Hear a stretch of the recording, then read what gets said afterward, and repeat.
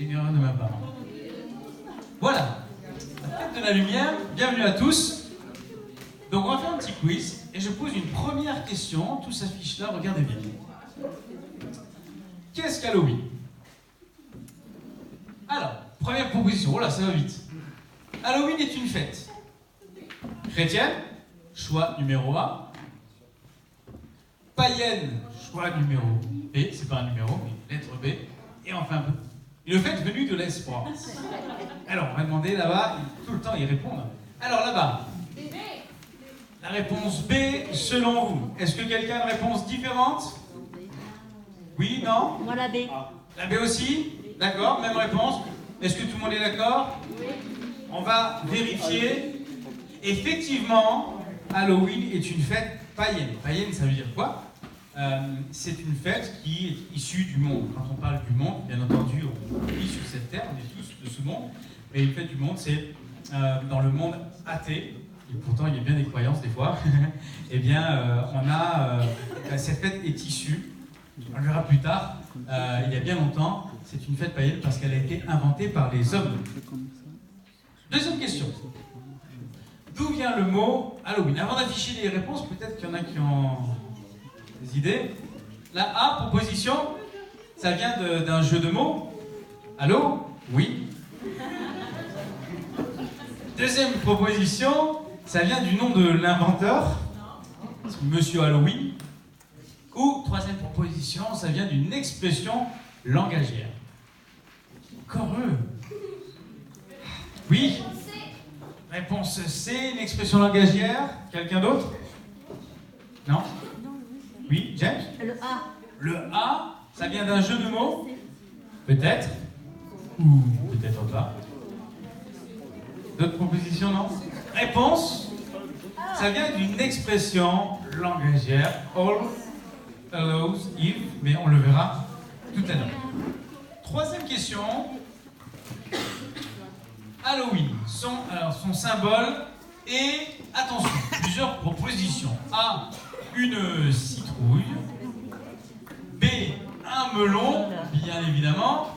Et réponse C, des cerises. Je vais demander, La A. Loïs. La A. Quelqu'un d'autre? La A aussi, Mathilda. Vérification. Waouh! C'est bien ça. Le symbole d'Halloween, c'est une citrouille. Aujourd'hui, c'est une citrouille. Allez, question suivante. Halloween, c'est une fête qui existe depuis 2 ans. Une fête qui a 2 ans. Ou alors, une fête qui a 45 ans. Ou alors, qui a plus de 2500 ans. Oui? La C, réponse C? Oui? Bon, je dis la C aussi. La C aussi? Non? Oui? Ah, elle n'est pas d'accord là-bas. Ah, on peut ne pas être d'accord avec nos voisins. La B, environ 45 ans, d'accord? La C, il semble qu'il y ait une majorité de C, on va vérifier. Effectivement, c'est une fête qui a plus de 2500 ans. Ça remonte à très loin, à voir la tête du personnage. Question suivante. Halloween, certains en profitent pour demander la bourse ou la vie,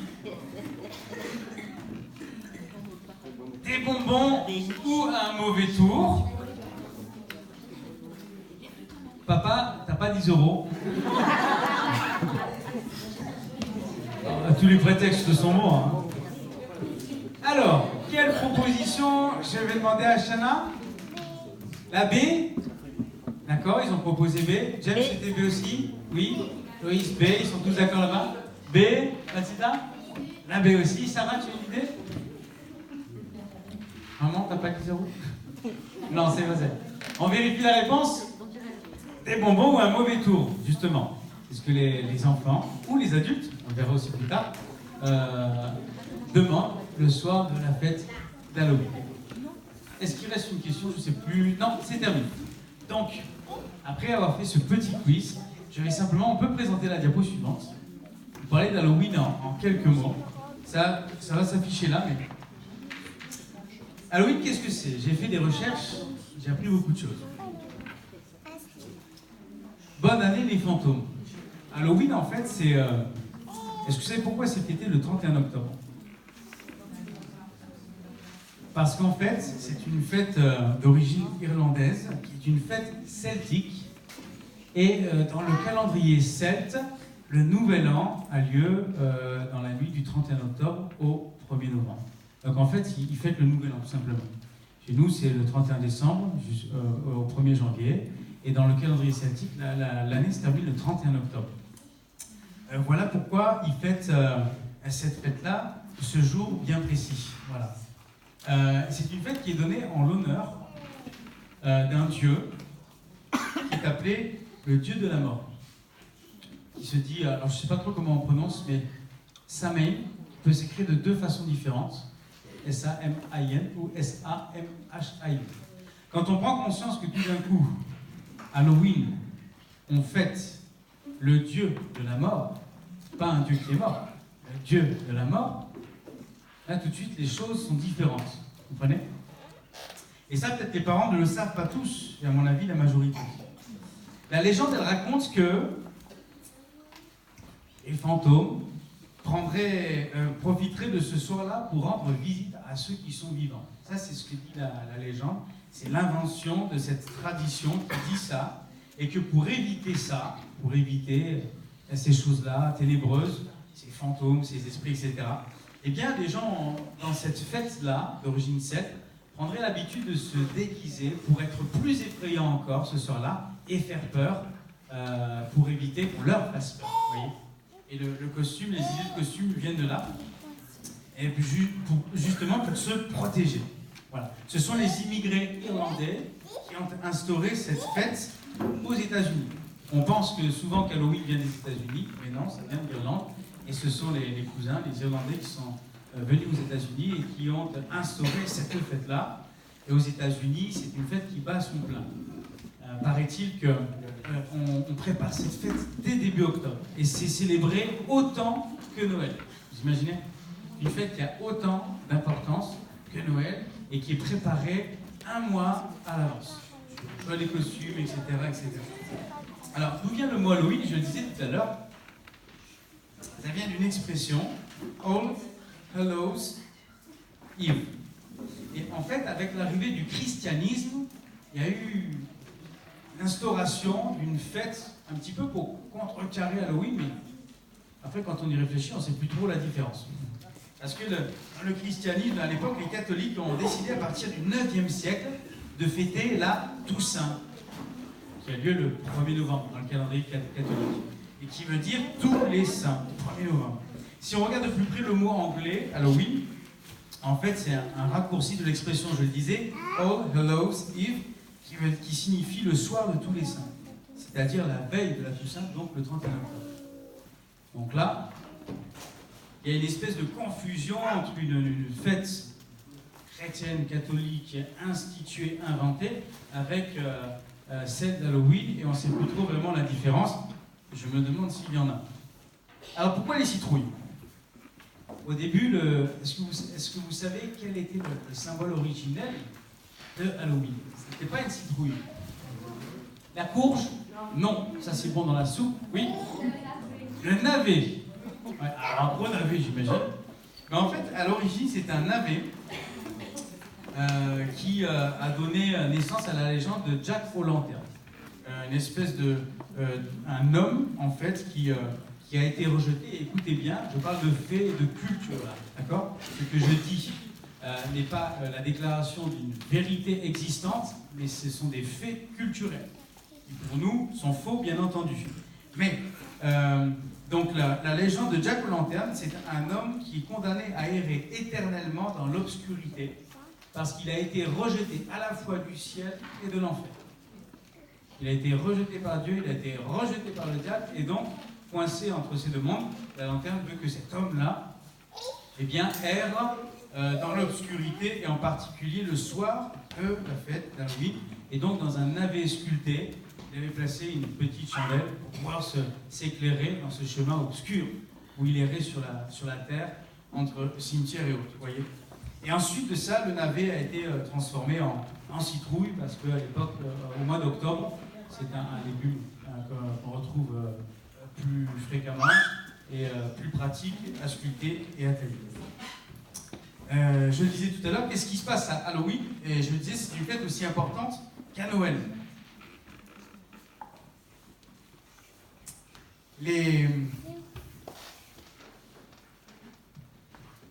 le disais tout à l'heure avec l'expression des bonbons ou un sort, et je trouve par là qu'il y a quelque chose de grave, un fait qui est grave, c'est que les enfants vont, par mimétisme, donc, dans cette fête et dans ce qui est inculqué de manière très légère et inconsciente, d'aller frapper aux portes pour demander des bonbons, et donc d'où vient cette expression des bonbons ou un sort, c'est-à-dire que si les personnes ne donnaient pas de bonbons, eh bien ils prétendaient jeter un sort, vous voyez, par représailles, par méchanceté, voilà. Et ça, c'est ce qui est pratiqué aujourd'hui. Alors, je ne sais pas, dans les magasins, vous voyez un petit peu tout ce qui se passe aujourd'hui, toutes ces décorations, tous ces déguisements, qui sont les plus affreux les uns que les autres, tirent origine d'une fête qui est bien plus sombre qu'il n'y paraît. Quand on célèbre le Dieu de la mort, quand on prend part aux ténèbres, quand on se déguise en esprit, en démon, des choses comme ça, eh bien, on entre dans un monde qui n'est pas si inoffensif pour nous. Et le grand malheur aujourd'hui, c'est qu'on fait d'Halloween une fête d'amusement, de joie, de plaisanterie, même on se fait peur et on aime se faire peur, et on prend ça à la légère, mais il y a des choses qui existent, et des choses qui sont réelles, avec lesquelles on ne peut pas jouer, la Bible en parle. C'est pour ça que, normalement, on va voir ça dans la suite. Tu peux passer la diapo suivante. Alors ça, on a dit tout ça. Alors, que dit la Bible à ce sujet? On va lire un texte dans la Bible. La Bible est petite. Alors, je l'ai copié là, donc je vais le lire là, si vous me permettez. On va lire un texte dans la Bible, c'est Deutéronome, c'est dans l'Ancien Testament, au chapitre 18, les versets 9 à 14. Je le lis avec vous et pour vous. Lorsque tu seras, donc c'est Dieu qui parle à son peuple, d'accord? Lorsque tu seras entré dans le pays de l'Éternel, ton Dieu te donne, que l'Éternel ton Dieu te donne, tu n'apprendras point à imiter les abominations de ces nations-là. Qu'on ne trouve chez toi personne qui fasse passer son fils ou sa fille par le feu. Personne qui exerce le métier de devin, d'astrologue, d'augure, de magicien, d'enchanteur. Personne qui consulte ceux qui évoquent les esprits ou disent la bonne aventure. Personne qui interroge les morts. Car quiconque fait ces choses est en abomination à l'Éternel. Et c'est à cause de ces abominations que l'Éternel, ton Dieu, va chasser ces nations devant toi. Tu seras entièrement à l'Éternel, ton Dieu, car ces nations que tu chasseras écoutent les astrologues et les devins, mais à toi, l'Éternel, ton Dieu, ne le permet pas. Amen. Amen. Pourquoi la Bible nous met en garde à ce sujet? On pourrait se dire, quelqu'un de profane, de novice, qui ne connaissant pas la Bible, se dit c'est peut-être quelque chose de dur.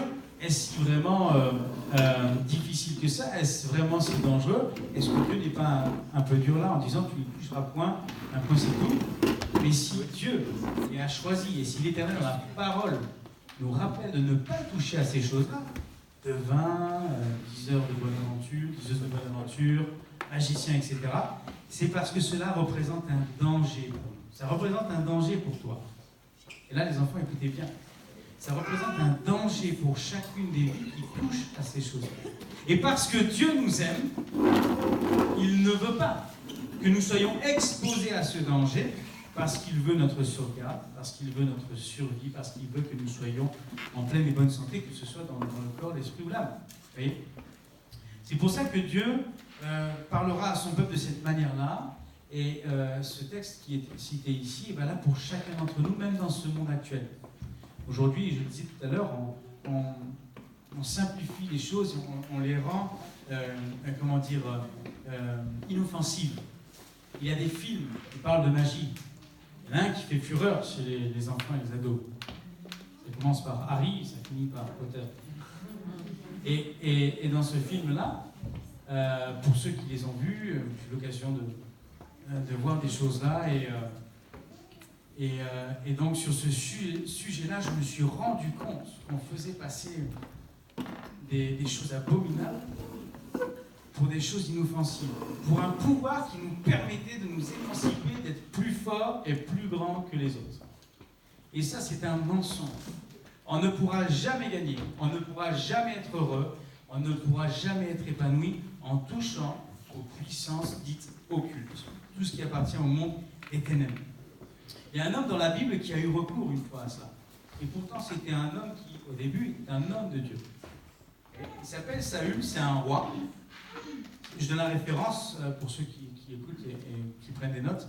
1 Samuel au chapitre 28. Je ne vous lirai pas tout le passage, mais il est question de Saül, qui est, il est roi, peuple de Dieu, et à un moment donné, l'ennemi vient pour les attaquer. Alors Saül, ce qu'il va faire, c'est qu'il va demander l'aide de l'Éternel, il va vouloir consulter l'Éternel. Sauf qu'à ce moment-là, l'Éternel, Dieu, ne va pas répondre. Il ne va pas répondre, ça va être le silence radio de la part de Dieu. Alors Saül, n'ayant aucune réponse, va être tenté et va finalement aller au bout de cette tentation et va choisir de consulter une femme qui évoque les morts. C'est 1 Samuel 28, chapitre 28 au verset 7. Saül dit à ses serviteurs, « Cherchez-moi une femme qui évoque les morts et j'irai la consulter. » Il l'a fait. Et il s'est même déguisé pour que la femme ne le reconnaisse pas, parce qu'elle savait que Saül appartenait au peuple de Dieu et qu'en faisant cela, bien, la condamnation et la malédiction qui allait tomber sur elle allait tout soudainement la surprendre. Elle s'est rendue compte de cela ensuite et Saül a fait ce que l'Éternel avait interdit. On l'a lu tout à l'heure dans Deutéronome, ceux qui évoquent les morts. Et Saül a fait ce que Dieu avait interdit. Ce qui va en suivre, c'est que Saül, il va perdre l'approbation de Dieu, il va perdre le trône, et la suite de l'histoire dit que voilà, il va céder sa place à David, malheureusement pour lui, parce qu'il a désobéi à Dieu. Je le disais tout à l'heure, Halloween banalise le monde des ténèbres, tout ce qui est lié, tout ce qui est lié au monde des ténèbres. Et si je peux m'exprimer dans des termes plus clairs, le monde banalise la mort, le suicide, les démons, les esprits impurs, le diable, la terreur, les puissances occultes. À travers d'Halloween, on banalise ces choses-là. Ça veut dire qu'on fait que ces choses-là, maintenant, font partie de notre quotidien, qu'on n'a plus peur, qu'on ne s'en méfie plus. Mais on doit s'en méfier, parce que la Bible dit dans 2 Corinthiens, chapitre 11, au verset 14, « Cela n'est pas étonnant, puisque Satan lui-même se déguise en ange de lumière. » Voyez, Satan lui-même se déguise en ange de lumière. Et Satan fait passer des choses qui sont terriblement dangereuses pour notre âme, pour des choses inoffensives.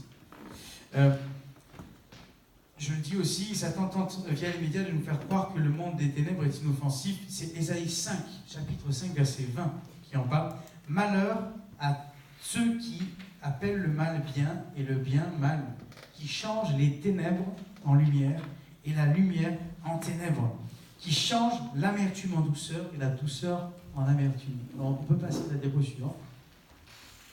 Voilà, c'est ça. Les ténèbres sont totalement différentes de la lumière. Et ceux qui font passer les ténèbres pour quelque chose d'inoffensif, pour la lumière, eh bien, font une erreur terrible et entraînent aussi dans cette inconscience tous ceux qui croiront à cette chose-là qui est fausse. Mais il y a une bonne nouvelle. La Bible nous dit aussi que Jésus est la lumière. Je pense que ça va s'afficher dans la suivante. Voilà, c'est Jean chapitre 8, verset 12. Jésus leur parla de nouveau et dit, « Je suis la lumière du monde. Celui qui me suit ne marchera pas dans les ténèbres, mais il aura la lumière de la vie. » Ça, c'est la parole de Dieu, c'est dans les évangiles, c'est Jésus qui parle à ses disciples, à ceux qui l'écoutent, au peuple qui est là, et il leur dit ça, « Je suis la lumière du monde. » Jusqu'à présent et jusqu'à l'arrivée de Jésus-Christ, le monde était empli de ténèbres. Méchanceté a gagné les hommes, le péché est entré dans le cœur de tous les hommes, sans exception, Et Dieu a prévu un plan merveilleux. Il a prévu d'envoyer Jésus-Christ, son Fils unique, sur la terre. Il a incarné en la chair afin qu'il puisse briller. Et il est cette lumière. Il est représenté en tant que lumière dans le monde. Et tous ceux qui choisiront de croire en Jésus-Christ, de croire que Jésus peut les sauver, de croire que Jésus peut les pardonner, tous ceux qui croiront en cela suivront Jésus-Christ et seront dans la lumière. Voyez ? C'est Jean 12, au verset 35 aussi, qui dit, et c'est Jésus, et je me permets de le citer, excusez-moi s'il y a plusieurs lectures ce soir, et j'en ai bientôt fini, mais il me semble essentiel de citer aussi Jean chapitre 12, verset 35. Jésus leur dit, la lumière est encore pour un peu de temps au milieu de vous. Marchez pendant que vous avez la lumière, afin que les ténèbres ne vous surprennent point. Celui qui marche dans les ténèbres ne sait où il va. Pendant que vous avez la lumière, croyez en la lumière, afin que vous soyez des enfants de lumière. Jésus dit ces choses, puis il s'en alla et se cacha loin d'eux. Amen. Quand on croit que Jésus est venu nous apporter la vie et la lumière, à ce moment-là, on n'appartient plus à ce monde de ténèbres. Et je voudrais dire peut-être à... Je ne sais pas si dans la salle c'est le cas, ne vous manifestez pas, mais je pose cette question. Peut-être que dans la salle, certains ont déjà été en contact avec ce qu'on appelle les puissances des ténèbres ou les puissances occultes. Simple fait de consulter l'astrologie, aller voir un guérisseur, un devin, essayer de connaître son avenir par des moyens obscurs, eh bien, c'est une chose qui est abominable, on l'a lu tout à l'heure, et qui est condamnée par Dieu, parce qu'elle nous fait du mal. Mais Dieu nous a envoyé l'espoir. Et il est toujours possible, pour ceux qui cessent ces actions-là, qui stoppent tout de suite ce genre de pratique, et qui demandent à Jésus-Christ la possibilité de trouver la lumière, de trouver le salut. Si celui qui se repent et demande pardon pour ce qui a été fait à Jésus-Christ, s'il le fait de manière pleine et entière, et de tout son cœur, eh bien, il va trouver la lumière, la véritable lumière, celle dont la parole de Dieu parle, c'est Jésus-Christ. Et en Jésus-Christ, nous avons la paix que nous avons besoin. Et si nous sommes tentés parfois, dans l'inquiétude, dans l'angoisse, d'aller chercher ailleurs, de connaître son avenir, de trouver une guérison à travers de moyens bien sombres et bien inquiétants, le seul qui est capable de délivrer, le seul qui est capable de guérir, le seul qui est capable de sauver notre âme, le seul qui est capable de nous assurer un avenir certain, sans que nous ayons forcément à le connaître, simplement en lui faisant confiance. Si on place notre vie entre les mains de Jésus-Christ, on est certain que notre avenir sera béni par lui. Et je pense qu'en cela, en Jésus-Christ, en trouvant Jésus-Christ, en cherchant la parole de Dieu, vous trouverez par là le seul moyen de bénir votre propre vie et de trouver la solution à tous vos problèmes, à tous vos soucis. Vous voyez ? Je vous donnerai une dernière anecdote. Je ne donnerai pas trop de détails parce qu'il y a des enfants malgré tout, mais pour vous mettre en garde sur les choses obscures, j'avais entendu ce témoignage d'un homme qui c'est pas l'homme guérisseur qui a témoigné, mais c'est un témoignage qu'on m'a donné de quelqu'un qui a vu ces choses-là, qui les a entendues. Un jour, il était question d'un guérisseur qui, après plusieurs années d'exercice dans ce monde obscur, est mort. Et puis, les médecins, comme ils ne comprenaient pas trop la mort, ont fait une autopsie de cette personne-là et ils ont trouvé dans le corps de cet homme beaucoup de maladies. Et dans le principe, c'est un exemple, mais ce n'est pas le seul, je n'en ai pas d'autres, mais les guérisseurs, ils n'ont pas de pouvoir. Ce qu'ils font, ils le font par des puissances occultes, des puissances qui sont sombres. Mais le diable, lui, ne peut pas guérir. Alors ce que font certains guérisseurs, c'est que quand quelqu'un vient les consulter, ils prennent leur maladie par un moyen spirituel obscur. Et ensuite de ça, quand un autre client vient, eh bien, ils vont donner cette maladie à celui qui va suivre, en prenant en échange de maladie. Et c'est un transfert comme ça qu'ils font en permanence, de client en client. Ils font ça pour éviter eux-mêmes de tomber malades, vous voyez, parce qu'ils ne peuvent pas guérir. Ils ne peuvent faire que ce genre de tour de magie, comme la Bible en parlait, sauf que ce guérisseur-là ne le faisait pas. Il prenait les maladies de toutes les personnes qui venaient le consulter pour pouvoir être guéri, et puis il en est mort. Vous voyez ? Ça, c'est un exemple, je n'en donnerai pas d'autres, mais ce monde est vraiment très obscur. Le diable ne guérit pas. Il se déguise en ange de lumière et il ne pourra vous apporter ce dont vous avez besoin. Au travers d'une fête, croyez véritablement qu'il y a quelque chose de beaucoup plus sombre, de beaucoup plus dangereux. Et la Bible nous parle de ça et nous avertit. Alors que ce soir, aujourd'hui, nous puissions faire ce choix de dire, je veux vraiment me séparer de ces choses du monde. Je veux pouvoir fêter la vie autrement. Il y a plein d'autres fêtes dans l'année, des fêtes de famille, des fêtes qu'on peut passer ensemble, partir en vacances pour s'amuser, pour se détendre, pour changer d'air. On n'a pas besoin d'une fête qui fait l'éloge du monde des ténèbres, puisque ce monde existe véritablement et qu'il est dangereux. On ne doit pas le prendre à la légère. Jésus nous apporte la lumière, il est le seul à pouvoir sauver nos vies. Aujourd'hui, il faut le croire, il faut lui donner ta vie. Alléluia. Amen. Je m'arrête là. Alors, il y a un dernier verset peut-être. Voilà. Vous êtes, c'est 1 Thessaloniciens chapitre 5, verset 5. Vous êtes tous des enfants de la lumière et des enfants du jour. Nous ne sommes point de la nuit ni des ténèbres. Retenez ça. Retenez ce verset pour conclure. C'est la promesse que Dieu nous fait de vivre dans la lumière. De vivre la lumière auquel on peut associer la joie, la paix, le bonheur parfait. Et seul Jésus est capable de nous dispenser cette lumière dans nos vies. Que Dieu puisse vous éclairer et vous apporter tout ce dont vous avez besoin. La paix, la guérison, le bonheur et la joie. Alléluia. On va terminer ces instants. Et on n'est plus dans les temps. On va juste terminer ces instants en priant. Voilà. On est à l'église, donc ce sera une joie de pouvoir prier quelques instants ensemble. Je vais prier, mais peut-être 1, 2, 3 personnes voudront aussi prier ce soir, jusqu'à quelques minutes après nous clôturerons ce moment. Et que nous puissions ce soir, non pas fêter les morts, mais peut-être dire merci Seigneur. Parce qu'aujourd'hui, je suis au bon endroit et aujourd'hui, c'est la première fois que je te connais, ou alors peut-être ça fait des années que je te connais, je suis heureux de te connaître, parce que sinon je serais dans ce monde des ténèbres depuis bien longtemps. Alléluia. Je vais demander à chacun juste simplement de fermer les yeux par respect pour ce moment-là, et on va prier quelques instants. Je vais prier, si d'autres veulent prier, ce sera avec joie. Merci Jésus, merci Seigneur mon Dieu pour cette soirée, ce court instant de partage que nous avons pu passer ensemble. C'est une joie, une bénédiction que tu nous fais de nous retrouver ensemble. Nous sommes ensemble, certains sont venus en famille, d'autres sont venus avec des amis, avec leurs enfants, avec des connaissances, peut-être du travail ou autre. Et nous sommes heureux de pouvoir nous retrouver dans ce lieu. Merci pour ta parole qui nous éclaire. Et souvent, avant de te connaître, nous sommes dans les ténèbres, nous ne savons pas où nous allons et nous sommes comme errants sur la terre. Et chaque homme, chaque femme, un jour ou l'autre, se pose des questions existentielles et se demande mais où va-t-on ? Et moi, j'ai eu cette réponse-là il y a plusieurs années de cela et je te remercie, Seigneur, parce que je t'ai rencontré. J'étais dans les ténèbres, tu m'as apporté la lumière et aujourd'hui, véritablement, la mission à laquelle je veux m'appliquer, c'est de pouvoir partager cette lumière et témoigner autour de moi. Jésus, tu as transformé ma vie, tu m'as béni, tu m'as changé. J'avais peur de la mort quand j'étais petit et tu m'as guéri de cela. J'ai prié et tu m'as guéri de cela. Aujourd'hui, je n'ai plus peur de la mort parce que tu es venu me rencontrer. Merci parce que Jésus est la lumière, parce qu'il nous bénit. Merci pour ces instants et cette soirée. Je prie pour chacune des personnes qui sont là ce soir, qui ont fait le déplacement, qui ont entendu, qui ont vécu ce moment. Et je prie que tu puisses être la réponse à chacune des prières que chacun pourra formuler. S'il y a des besoins de guérison, s'il y a des besoins de délivrance, s'il y a des besoins, Seigneur, de paix, de joie, peut-être qu'ils n'ont pas été exprimés depuis des années, je sais que tu peux la donner. Et je prie que ceux qui la cherchent puissent la trouver auprès de toi. Parce que toi seul est notre source de vie. À toi toute la gloire, Seigneur mon Dieu. Amen.